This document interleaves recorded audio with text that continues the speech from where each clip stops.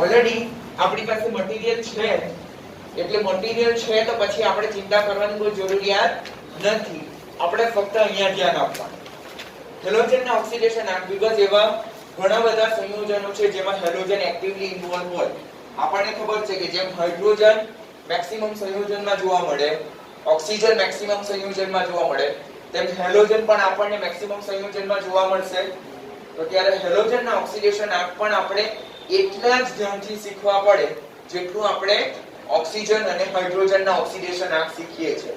કારણ કે એક વખત દીકરાઓ ઓક્સિડેશન આંક શુદ્ધ આવડી ગયું તમને, એના નિયમો તમારા માઇન્ડમાં ફિટ થઈ જાય છે, તો ત્યાર પછી તો ચેપ્ટર આપણા માટે કેવું થઈ જાય? સરળ બની જાય. બીકોઝ હવે પછીનું ચેપ્ટરનું જે બેઝિક ફંડામેન્ટલ છે તે શું છે? ફક્ત અને ફક્ત ઓક્સિડેશન આંક. એટલે આપણે ઓક્સિડેશન આંકના નિયમોને ખૂબ જ પરફેક્ટલી પચાવી કાઢવાના, જેથી જ્યારે એને ઇમ્પ્લિમેન્ટ કરવાનું હોય તો ત્યારે આપણને કોઈ પણ જાતના પ્રોબ્લેમ રહે નહીં. ચાલો, હેલોજનના ઓક્સિડેશન આંક માટેના નિયમોમાં રૂલ નંબર 1, હેલોજન એટલે સમૂહ 17 ના તત્વો. સમૂહ 17 ના તત્વોને કયા તત્વો કહેવાય? હેલોજન કહેવામાં આવે. હવે આ જે સમૂહ 17 ના તત્વો છે તેની બાહ્યતમ કક્ષાની ઇલેક્ટ્રોનની સંરચના NH2NP5 છે. NH2NP5 છે એટલે બાહ્યતમ કક્ષામાં 7 ઇલેક્ટ્રોન છે. તો અષ્ટક પૂર્ણ કરવા માટે કેટલા ઇલેક્ટ્રોનની જરૂરિયાત હોય? 1 ઇલેક્ટ્રોન. ગઈકાલે ઓલરેડી આપણે લર્ન કર્યું છે.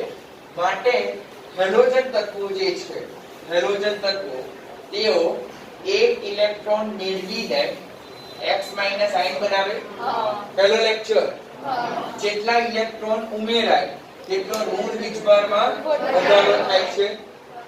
ખ્યાલ છે ને? ફર્સ્ટ લેક્ચરમાં કે જેટલા ઇલેક્ટ્રોન ઉમેરાય તેટલો ઋણ વીજભારમાં વધારો.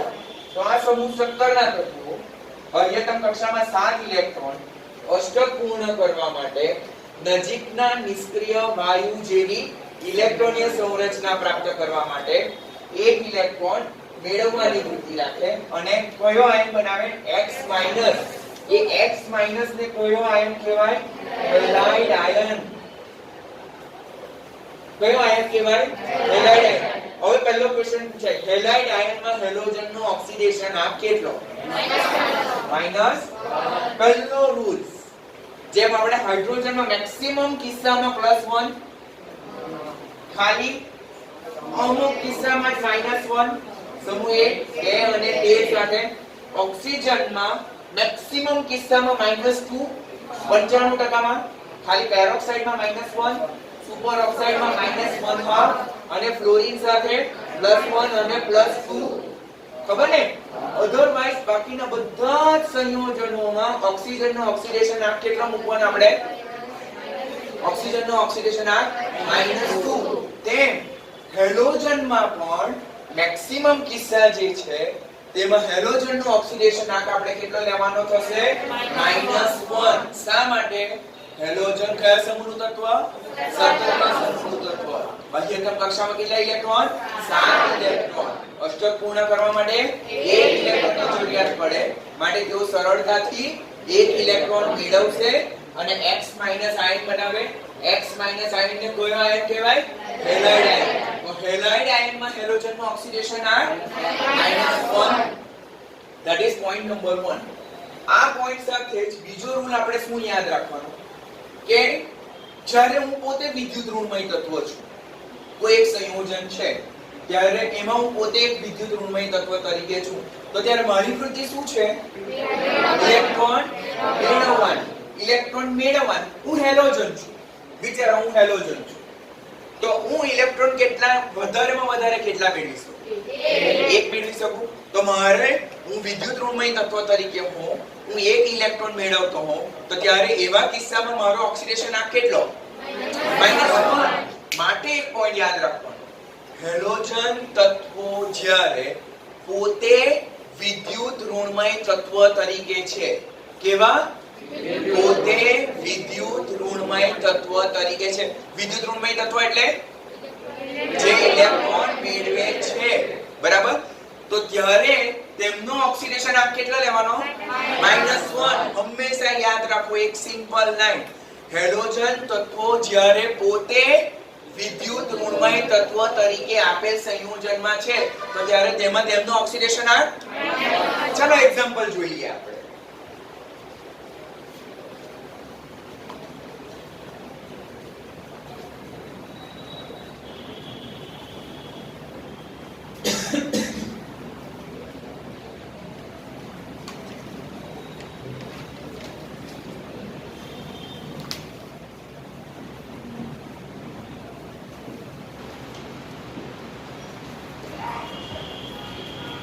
આપણી પાસે 5 સંયોજનો છે. Aluminium trifluoride, calcium difluoride, sodium chloride, Na3N cryolite. 10મા ધોરણમાં ક્રાયોલાઇડ વારંવાર પૂછાતો ક્વેશ્ચન. ક્રાયોલાઇડ. ત્યાર પછી KCl Mgcl2 6H2 કાર્નેલાઇટ્સ, જેને કાર્નેલાઇટ્સ કહે છે, પાછળથી આવશે સૂત્ર. હવે આ બધા સંયોજનમાં અંડરલાઈન કરેલા એલિમેન્ટ જે છે તે કોણ છે? એની સાથે અગાડીનું સંયોજન તે કોણ છે? એ પહેલા સમૂહની ધાતુ કે અધાતુ એમ બોલો. ધાતુની વૃત્તિ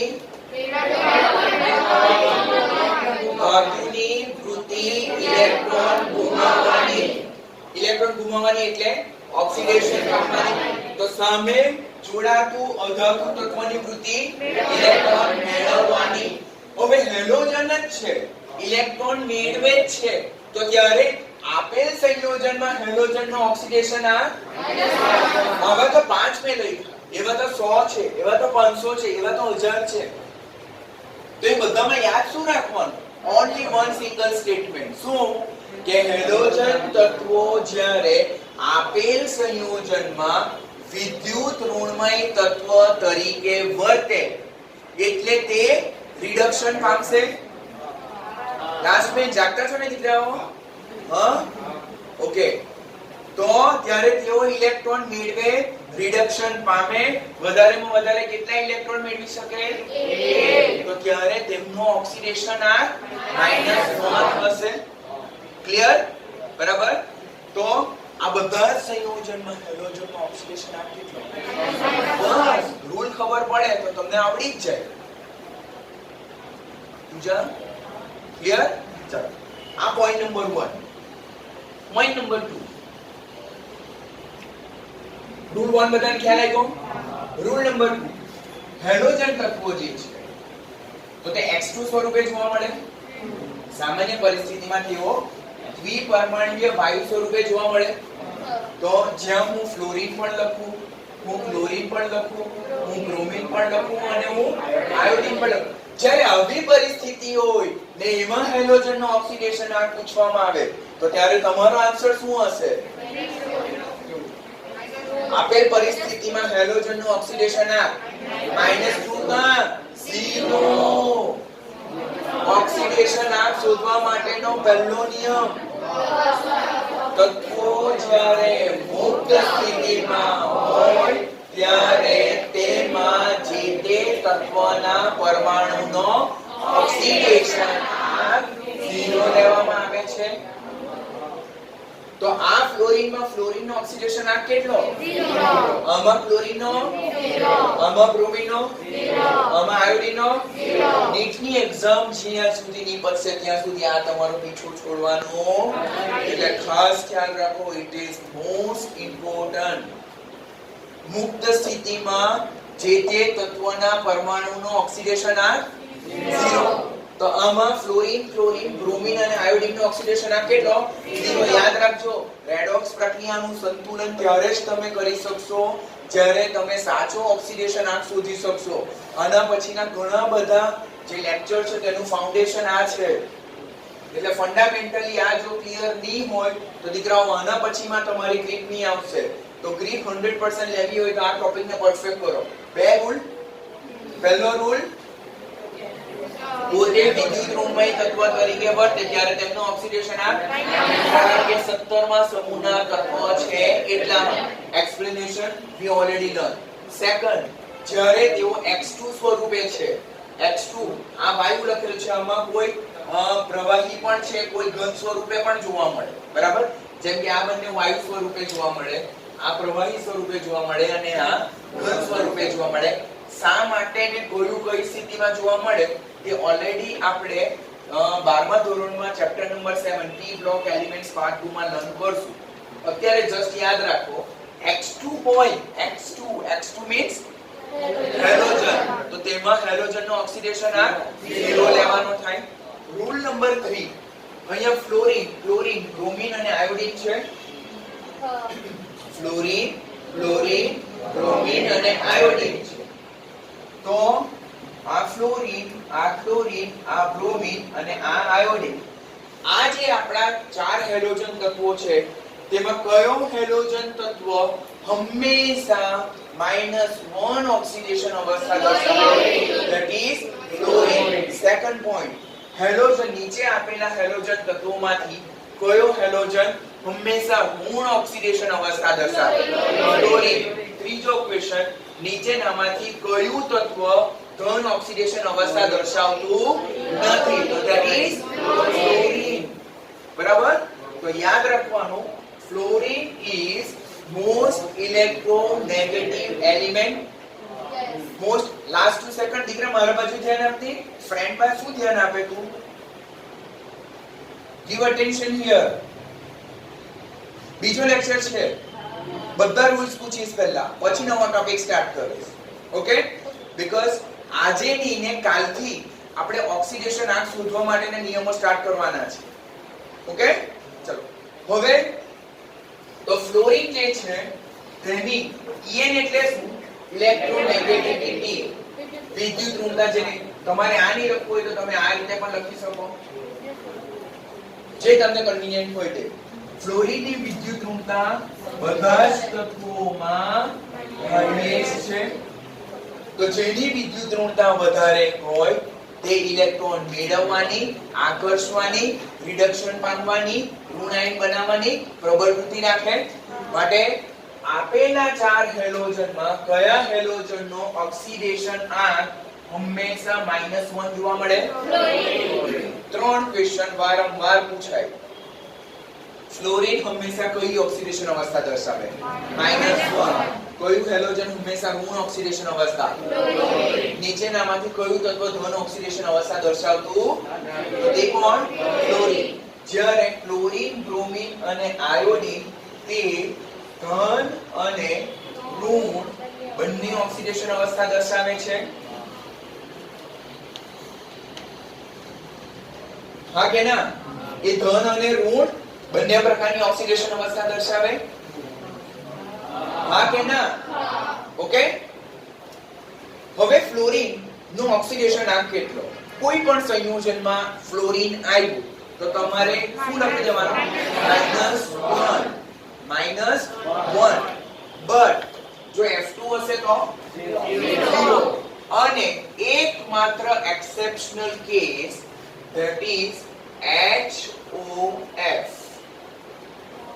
that is HOF, જેને કહેવાય હાઇપોફ્લોરસ એસિડ.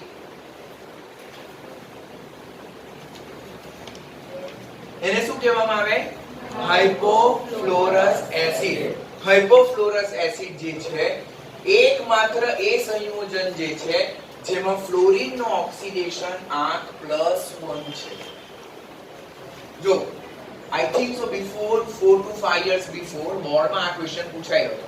આપણે શું લખીએ કે આ સંયોજન છે તેમાં ઓક્સિજન નો ઓક્સિડેશન આંક પૂછે આપણને, તો હું તરત પહેલા હાઇડ્રોજન પ્લસ, આપણને ખબર છે હાઇડ્રોજન પ્લસ બરાબર, ફ્લોરીન -1, ઓક્સિજન 0.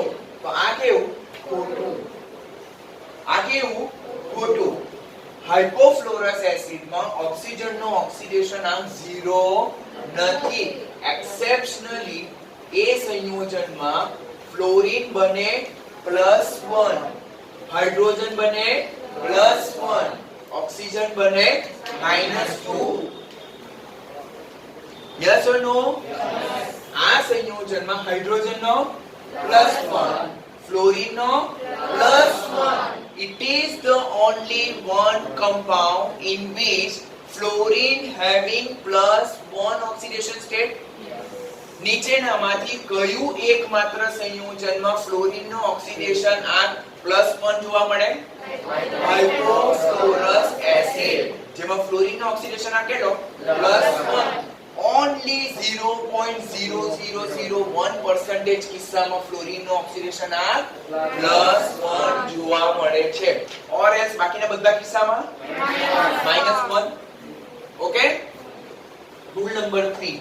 રૂલ નંબર 3 માં આપણે ફ્લોરીનનું ઓક્સિડેશન આ જોયો કયો? હંમેશા -1 ઋણ, ફક્ત HOF માં એનું ઓક્સિડેશન આ +1 જોવા મળે છે. બીજો પોઈન્ટ, ફ્લોરીનની વિદ્યુત ઋણતા વધારે છે એટલે એ ધન ઓક્સિડેશન અવસ્થા દર્શાવતું નથી. જ્યારે વિદ્યુત ઋણતાની વાત કરીએ આપણે તો fluorine is greater than chlorine is greater than bromine is greater than iodine. આપણે ઓલરેડી જોયા કે સમૂહમાં ઉપરથી નીચે, કોઈ પણ સમૂહમાં ઉપરથી નીચે તરફ જતા વિદ્યુત ઋણતા ક્રમશઃ ઘટે. કયું ચેપ્ટર? ફંડામેન્ટલી મેં તમને કીધેલું કે એ ચેપ્ટર વારંવાર તમને કામ લાગશે. તો ફ્લોરીન, ક્લોરીન, બ્રોમિન, આયોડીન તરફ જતા જેમ પરમાણ્વીય કદ વધે તેમ વિદ્યુત ઋણતા ક્રમશઃ ઘટતી જાય છે. તો સૌથી વધારે વિદ્યુત ઋણતા ફ્લોરીન, પછી ક્લોરીનની, બ્રોમિનની અને આયોડીનની. બટ થિંક કે જ્યારે વચ્ચે ઇન્વોલ્વ થયું ઓક્સિજન,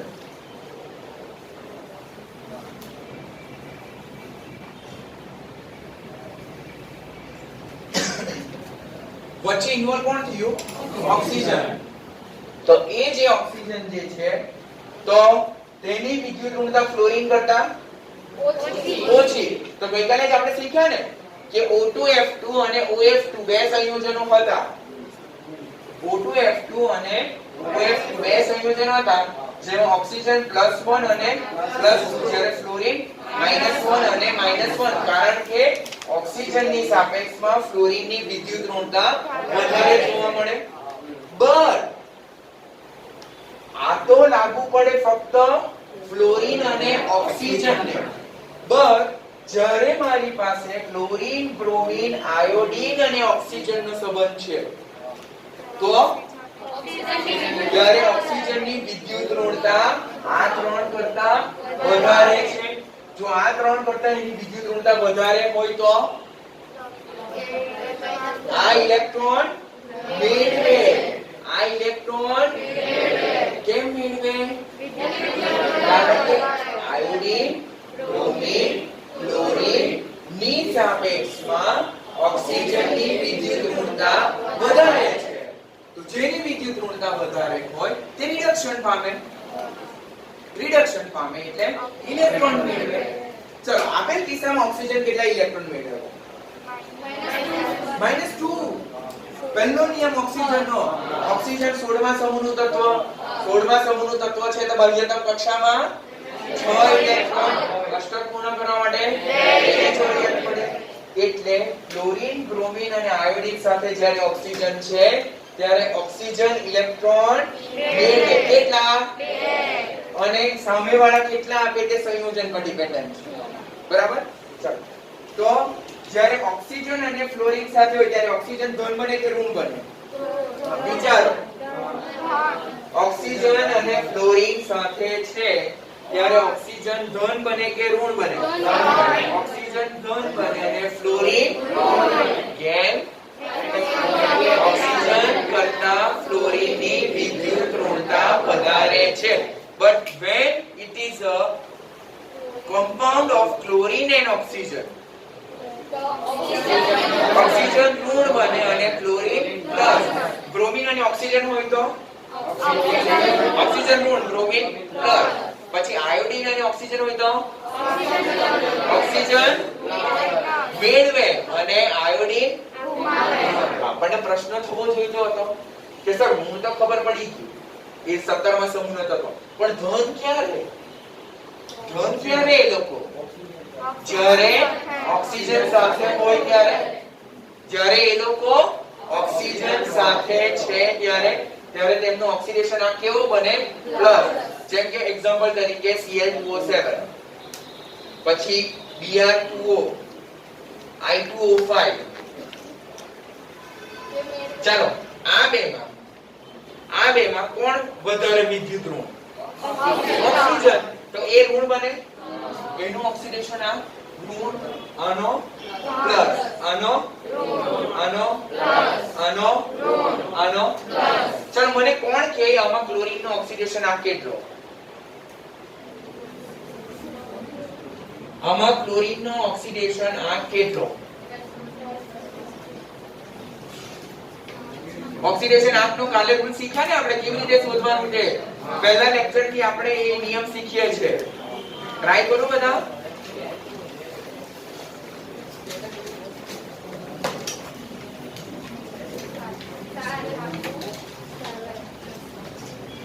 બધા ટ્રાય કરે.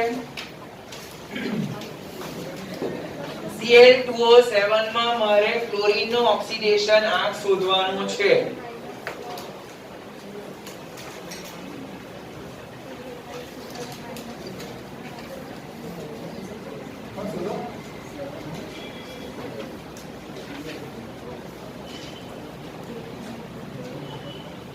દીકરાઓ સિમ્પલ છે.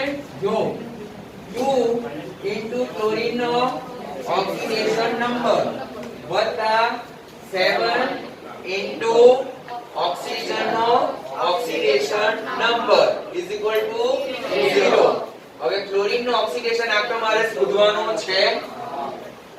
ઓક્સિજન નો કેટલો? મેં તમને કાલે કીધું ને રૂલ્સ યાદ રાખો.